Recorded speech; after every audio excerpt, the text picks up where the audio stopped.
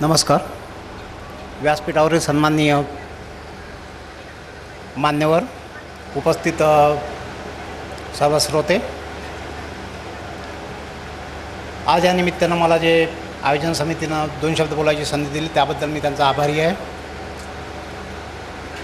Global Konkan महोत्सवाच्या निमित्तानं राज्य शासनाचं मत्स्य व्यवसायाचं विभागाचं ज्या योजना आहेत, धोरणं आहेत, त्याविषयी थोडक्यात माहिती, मी संक्षिप्त माहिती या निमित्तानं आपल्याला देऊ इच्छितो. कोकणाला निसर्गाने मासेमारीच्या दृष्टीने उपयुक्त खाड्या, नद्या, जलाशय, समुद्र किनाऱ्याच्या स्वरूपात वरदान दिलेले आहे. महाराष्ट्राला 720 किलोमीटर लांबीचा समुद्रकिनारा लाभला असून अंदाजे 87,000 चौरस किलोमीटरचे सागरी मासेमारी क्षेत्र लाभले आहे. किनारपट्टीवर 431 मासेमारी खेडीपाडी असून जवळपास 53,000 कुटुंबाची मासेमारी हा पूर्णवेळ व्यवसाय आहे. सागरी मासेमारीसाठी मुंबईत भाऊचा धक्का, ससून डॉक व रत्नागिरी येथे बिरकरवाडा हे 3 प्रमुख बंदरे आहेत. याशिवाय 184 मासेमारी उतरवण्याची केंद्रसुद्धा आहेत. सागरी मासेमारीसाठी 13,105 यांत्रिक नौका व 6,245 बिगर यांत्रिक नौका अशा एकूण 19,350 नौका कार्यरत आहेत. तसेच किनाऱ्यालगत असलेल्या 70 काढ्यालगत 52,000 हेक्टर क्षेत्रापैकी 10,555 हेक्टर निमखाऱ्या पाण्यातील जलक्षेत्र निमखारे पाणी मत्स्यव्यवसाय विकासासाठी उपलब्ध आहे. सागरी मत्स्यव्यवसायाशिवाय गोड्या पाण्यातील भूजलाशयीन मत्स्यव्यवसाय विकासासाठी कोकणात मोठा वाव आहे. राज्य पाटबंधारे विभागाचे तसेच स्थानिक क्षेत्रातील 1,150 विविध तलावांची मिळून 14,790 हेक्टर जलक्षेत्र भूजलाशयीन मत्स्यव्यवसायासाठी उपलब्ध आहे. मासे हे प्रथिनयुक्त सकस अन्न आहे. वाढत्या लोकसंख्येचा सकस अन्नाची गरज भागवण्यासाठी मत्स्यव्यवसायासाठी सर्वांगीण विकास होणे गरजेचं आहे. मत्स्यव्यवसाय पाण्याच्या क्षारतेनुसार प्रामुख्याने सागरी, भूजल आणि निमखारे या 3 विभागात विभागला जातो. सागरी आणि निमखारे पारंपरिक मत्स्यव्यवसाय प्रामुख्याने सागरी किनाऱ्यावर आणि खाडी किनाऱ्यावर राहणारे कोळी, आगरी, वैती, ख्रिश्चन कोळी, गावी इत्यादी समाजामार्फत केला जातो. पारंपरिक भूजल मत्स्यव्यवसाय प्रामुख्याने नदी, जलाशयाच्या काठी राहणारे भोई आणि इतर समाजामार्फत केला जातो. हा पारंपरिक व्यवसाय साठी जे मच्छीमार राबत आहेत त्यांचा सामाजिक आर्थिक उत्थानाच्या दृष्टीनं शासनाच्या बऱ्यापैकी योजना आहेत. निसर्गावर विपरीत परिणाम टाळून निसर्गाच्या उपलब्ध साधन संपत्तीचा योग्य प्रकारे वापर करून आणि नवीन तंत्रज्ञान वापरून मासळीचे उत्पन्न वाढविणे काळाच्या दृष्टीने महत्त्वाचे ठरते. यासाठी मच्छीमार समाजातील तसेच इतर इच्छुक मत्स्यसंवर्धकांना प्रशिक्षित करणे आणि आर्थिक सुधारणा घडवणे आवश्यक आहे. हे धोरणात्मक उद्दिष्ट ठेवून महाराष्ट्र राज्याच्या मत्स्यव्यवसाय विभागामार्फत विविध योजना राबवल्या जातात. सन 1945 महाराष्ट्रात मत्स्योद्योग विभागाची संलग्न असलेल्या मत्स्यव्यवसाय विभागास स्वतंत्र विभागाचा दर्जा देण्यात आला आहे. तेव्हापासून मच्छीमारांच्या विकासासाठी आखलेल्या विविध योजनांची अंमलबजावणी मत्स्यव्यवसाय खात्यामार्फत विविध योजनांच्या माध्यमातून सुरू झाली. मान्य आयुक्त कार्यालयाच्या अखत्यारीत प्रादेशिक उपायुक्त कार्यालयाच्या अंमलाखाली कोकण विभागातील 5 जिल्हे, सर्व सागरी जिल्ह्यांचा समावेश होतो. जिल्हा पातळीवर सहाय्यक आयुक्त कार्यालयामार्फत सर्व योजनांची अंमलबजावणी करण्यात येते. नवनवीन तंत्रज्ञान अंमलात आणण्यासाठी मत्स्यव्यवसाय विकासासाठी पंचवार्षिक कार्यक्रम आखलेला जातो. त्यामुळे पारंपरिक मत्स्यव्यवसायात आमूलाग्र बदल होत गेला. 4थ्या पंचवार्षिक योजनेअंतर्गत योजना अखेरी या व्यवसायाचा विकास कुटीरोद्योग म्हणून झाला. 5व्या पंचवार्षिक योजनेपासून या उद्योगाकडे परिकेचलन मिळवून देणारा उद्योग ह्या दृष्टिकोनातून पाहण्यात येते. 1951 साली 1,26,000 टन सागरी मत्स्योत्पादन विविध योजनांच्या अंमलबजावणीमुळे आता म्हणजे 2010 अखेर सुमारे 4 लाख टनापर्यंत वाढलेले आहे. वर्ष 10 अखेरीस ह्यापैकी 1,31,000 टन मासळी निर्यातीपासून 2,027 कोटी रुपयाचं उत्पन्न प्राप्त झालं आहे. सध्या 11वी पंचवार्षिक योजना सुरू असून 2010-11 हे यातील एक 4था आर्थिक वर्ष आहे. कोकणात उपलब्ध जलसंपदेचा मत्स्यव्यवसाय विकास दृष्टीने पुरेपूर वापर होणे व त्यायोगे त्यावर अवलंबून असणाऱ्या मच्छीमारांचे सामाजिक व आर्थिक जीवन उंचावणे ह्या दृष्टीने मत्स्यव्यवसाय विभागामार्फत अनेकविध जे कार्यक्रम राबवण्यात येतात ते खालीलप्रमाणे आहेत. मत्स्यव्यवसायाच्या योजनांमध्ये सागरी, भूजल व निमखारे पाणी मत्स्यव्यवसायाशी संबंधित योजनांचा समावेश होतो. मत्स्यव्यवसाय विभागाच्या विविध राज्यस्तरीय व जिल्हास्तरीय योजनांची अंमलबजावणी क्षेत्रीय स्तरावरून होते. त्यापैकी काही योजना केंद्र पुरस्कृत आहे. बहुतांश योजनांना राष्ट्रीय सहकार विकास निगम NCDC मार्फत अर्थसहाय्य प्राप्त होते. मत्स्यव्यवसाय विभागाच्या विविध योजनांचा लाभ मत्स्यव्यवसाय सहकारी संस्थांच्या मार्फत मच्छीमारांना दिला जातो, तर काही योजनांचा लाभ वैयक्तिक मत्स्य कास्तकार, परंपरागत मासेमारी करणारे खाजगी मत्स्य संवर्धकांनाही घेता येतो.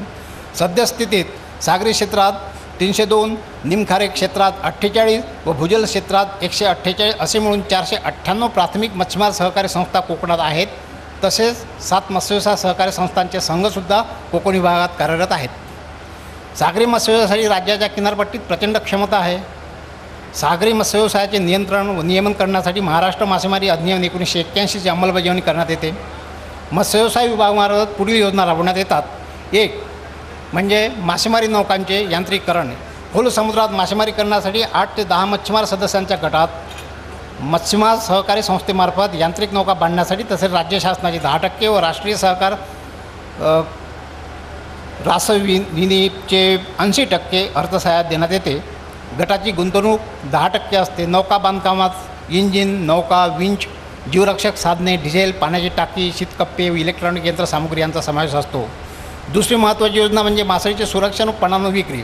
मासळी नाशिवंत वस्तू असल्याने ती खराब न होता जलद बाजारपेठेत जावी, तिला वाजवी किंमत मिळावी यासाठी मच्छीमार सहकारी संस्थांना मासळी, बर्फ वाहतुकीसाठी ट्रक, डिझेल वाहतुकीसाठी टँकर खरेदीसाठी राज्य शासन 10% व राष्ट्रीय सहकार विकास निगममार्फत 80% अनुदानाचा अर्थसहाय्याचा लाभ देण्यात येतो. संस्थेची गुंतवणूक 10% असते.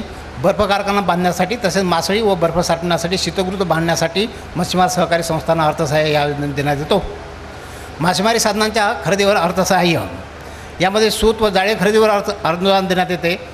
तसेच बिगर यांत्रिकी नौका बांधण्यासाठी लहान मच्छीमारांनासुद्धा ₹1 लाखापर्यंतचा अनुदानाचा लाभ देण्यात येतो.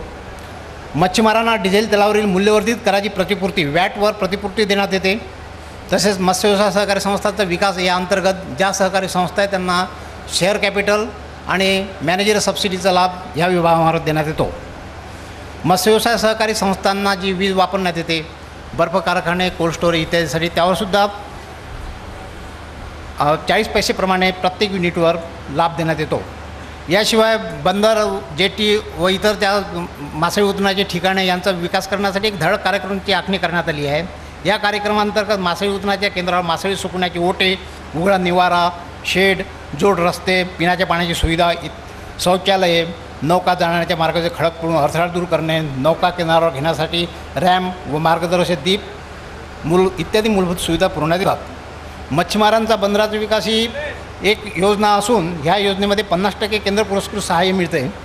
या योजनेतून रत्नागिरी जिल्ह्यामध्ये मिरकरवाडा येथे मत्स्यबंदर उभारण्यात आले आहे. राज्यामध्ये बंदरे व जेटी याचा विकास महाराष्ट्र मॅरिटाईम बोर्डामार्फत करण्यात येतो. सद्यस्थितीत 13 मासेमारी बंदरे व 17 जेटीचे बांधकाम करण्याचे प्रस्तावित आहे. याशिवाय मच्छीमारांना संकट निवारण निधीमध्ये अकस्मात मृत्यू आलात किंवा अपघात झालात त्यांनासुद्धा आपण 1 लाखापर्यंतचे अनुदान देतो. याशिवाय मच्छीमार युवकांना प्रशिक्षण जे की अत्यावश्यक आहे, अत्याधुनिक तंत्राचा त्यांना अवलंब करावा या दृष्टीने त्यांना सक्षम करण्याच्या दृष्टीनं आमच्या इथे नौकानयन, सागरी इंजिनाची देखभाल, परिचालन इत्यादी प्रशिक्षण कार्यक्रम घेण्यात येतात. यासाठी स्वतंत्र प्रशिक्षण केंद्र असून एकूण अशी 6 प्रशिक्षण केंद्र राज्यात आहे. यामध्ये सातपाटी, वसई ठाणे जिल्ह्यात, तर वर्सोवा मुंबई, अलिबाग रायगड जिल्ह्यात, रत्नागिरी येथे व मालवण सिंधुदुर्ग येथे मत्स्यव्यवसाय प्रशिक्षण केंद्र स्थापन करण्यात आले आहे. या केंद्रावर 6 महिने कालावधीत 2 सत्र दरवर्षी आयोजित करण्यात येतात. ह्या बहुतांशी सागरी मत्स्यव्यवसाय संबंधित योजना आहे. याशिवाय गोड्या पाण्यातील योजनांसाठी सुद्धा गोड्या पाण्यातील मत्स्यव्यवसायासाठी अवरुद्ध पाण्यातील मत्स्य संवर्धन म्हणून जी योजना आहे, यामध्ये जी नवीन तलाव होत असतात त्यामध्ये शासकीय खर्चाने मत्स्यबीजाचं संचलन करण्यात येते. आपल्याला माहीत असेल की राज्य पाटबंधारे शासनाचे जे तलाव होतात, जलाशय होतात, त्याची मासेमारी हक्क मत्स्यव्यवसाय विभागाकडे असतात आणि विविध कार्यपद्धतीनुसार असे तलाव आपण लॉंग लीजवर पण जवळपास 5 वर्षाच्या रकमेवर ठेक्यावर देण्यात येते. प्राधान्याने प्राथमिक मत्स्यमार सहकारी संस्थांना याचा लाभ मिळतो. याशिवाय गोड्या पाण्यात जे मत्स्य व्यवसाय विकसित होण्याच्या दृष्टीने मूळ जी आवश्यकता असते मत्स्यबीजाची, ते मत्स्यबीज निर्मिती सुरुवातीच्या काळामध्ये आपण वेस्ट बंगालमधून आयात करत होतो, पण यामध्ये आता स्वयंपूर्णता येण्याच्या दृष्टीने आपली वाटचाल सुरू आहे. यामध्ये राज्यात 3 ठिकाणी, राज्यात म्हणण्यापेक्षा कोकणात 3 ठिकाणी मत्स्यबीज केंद्र आहे. एक दापचेरी येथे आहे, दुसरे आरेला मुंबईत आहे आणि एक खोपोलीला आहे. या केंद्रातून गोड्या पाण्यातील संवर्धनायोग्य जी मासळी आहे, रोहू, मृगल, कटला, त्याशिवाय एक्झोटिक कार्प जे सिप्रिनस यांचं मत्स्यबीज हॅचरीद्वारे उत्पादित केल्या जातात व जे गरजू लोक आहेत त्यांना आपण पुरवठा करतो. याशिवाय निमखऱ्या पाण्यातल्या योजनेसाठी खाजण जमिनीचे वाटपाची योजना विभागाकडे आहे. राज्यातील पडीत असलेली शासकीय खाजण जमिनीतून कोळंबी उत्पादन घेण्यासाठी खाजण जमिनी दीर्घ मुदतीने 30 वर्षाच्या कालावधीसाठी भाडेपट्ट्याने देण्यात येतात. राज्यात कोळंबी संवर्धनात उपयुक्त शासकीय खाजण क्षेत्र जवळपास 10,500 हेक्टर आहे. आजपर्यंत कोळंबी संवर्धनास वाटप करण्यात आलेले क्षेत्र 3,067 हेक्टर एवढे आहे. कोळंबी संवर्धनाबाबत मान्य सर्वोच्च न्यायालयाच्या निर्णयाची अंमलबजावणी होण्याच्या दृष्टीने राष्ट्रीय जलकृषी प्राधिकरणाची स्थापना ॲक्वाकल्चर ऑथॉरिटी ऑफ इंडिया याची स्थापना करण्यात आली आहे. कोळंबी संवर्धक पारंपरिक पद्धतीने कोळंबी उत्पादन घेऊ शकतात. यासाठी संवर्धकाने विविध नमुन्यातील अर्जाचा परिपूर्ण प्रस्ताव संबंधित जिल्ह्यातील सहाय्यक आयुक्त मत्स्य व्यवसाय यांच्याकडे सादर करणे आवश्यक आहे.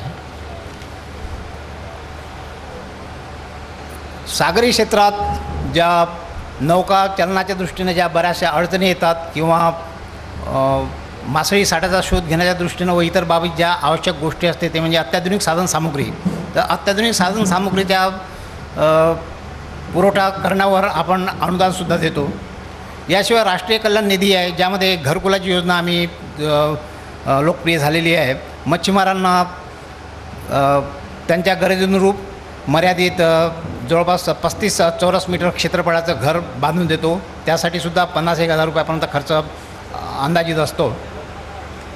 यामध्ये अधिक घरकुलं असेल त्यांना समाज मंदिर तसेच विहीर इत्यादीचा सुद्धा पुरवठा करण्यात येतो.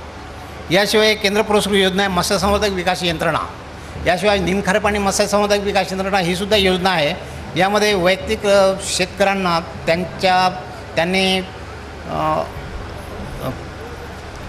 त्यांच्या स्वतःच्या शेतजमिनीमध्ये किंवा त्यांना शासनाकडून मिळालेल्या खाजण जमिनीमध्ये मत्स्यतळे खोदण्यासाठी अनुदान देण्यात येते. त्याशिवाय प्रथम पीक काढण्यासाठी आवर्ती खर्च जो येतो निविष्ठावर सुद्धा अनुदान देण्यात येते. आणि अशा रीतीने कोळंबीची वाढ होणे आणि मत्स्यशेतीला प्रोत्साहन देण्याच्या दृष्टीने मत्स्यसंवर्धक विकास यंत्रणा कार्यरत आहे.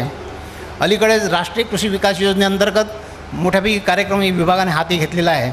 याशिवाय राष्ट्रीय NFDB जे आहे राष्ट्रीय मत्स्य व्यवसाय विकास मंडळ ज्याचं मुख्यालय हैदराबादला आहे त्यातूनसुद्धा राष्ट्रीय पातळीवर ज्या मत्स्य व्यवसाय चालना देण्याच्या दृष्टीने ज्या योजना आहे त्याचासुद्धा आपल्या राज्यामध्ये विशेषतः कोकणामध्ये आपण वापर करून घेतो आहे.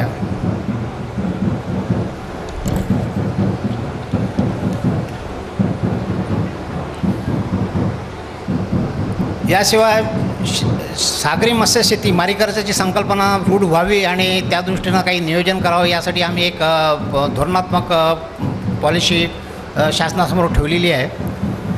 सागरी सुरक्षेच्या दृष्टीने समुद्रात मासेमारी करण्यासाठी जे मच्छीमार जातात त्यांना स्मार्ट कार्ड देण्यात येते. मात्र अलीकडे केंद्र पुरस्कृत योजनेअंतर्गत यामध्ये बायोमेट्रिक कार्डचासुद्धा देण्याचे सुरू आहे. कोकणातील मत्स्यव्यवसाय अधिक गतीने विकास होण्यासाठी लोकसहभाग व सुयोग्य व्यवस्थापनासोबत आधुनिक तंत्रज्ञानाचा वापर होणं गरजेचं आहे. तांत्रिक कुशल मनुष्यबळाची उणीव या क्षेत्रात भासत आहे. मत्स्यव्यवसायासंबंधित कार्यरत संशोधन व शिक्षण संस्थांनी विकसित केलेले तंत्रज्ञान प्रत्यक्ष मच्छीमारापर्यंत पोहोचणे आवश्यक आहे. मत्स्यव्यवसायासाठी पायाभूत सुविधा जसे नौकार नांगरण्यासाठी सुसज्ज बंदरे, जेटी, मासेमारी पश्चात मासळीची हाताळणी, शीतसाखळी, मासळी विक्री वाहतुकीसाठी सुविधा मोठ्या प्रमाणात आवश्यक आहे. मत्स्यव्यवसायासाठी गुंतवणूक करणाऱ्या वित्तीय संस्थांनी पुढाकार घेणे आवश्यक आहे. मत्स्यव्यवसाय सहकारी संस्था आर्थिक व तांत्रिकदृष्ट्या सक्षम होऊन मच्छीमारांची कार्यकुशलता वाढवण्यासाठी सामूहिक प्रयत्न होणे गरजेचं आहे. योजनांचा प्रसार प्रसिद्धीवर तसेच विस्तार कार्यावर अधिक भर देण्याची गरज निर्माण झाली आहे. सागरी जलप्रदूषण त्यामुळे चिरंतन मत्स्यव्यवसाय व मासेमारीवर होणारा अनिष्ट परिणाम अभ्यासून यथोचित उपाययोजना व नियोजन करणे काळाची गरज आहे. कोकणातील मत्स्यव्यवसाय विकासासाठी उपलब्ध क्षेत्राचा पुरेपूर वापर झाल्यास त्यावर अवलंबून असणाऱ्या मच्छीमारांचा आर्थिक जीवनमान उंचावण्यास निश्चित हातभार लावणार आहे. एवढं मी माझे 2 शब्द संपवतो. आपण सगळ्यांनी ऐकून घेतलं त्याबद्दल धन्यवाद. नमस्कार.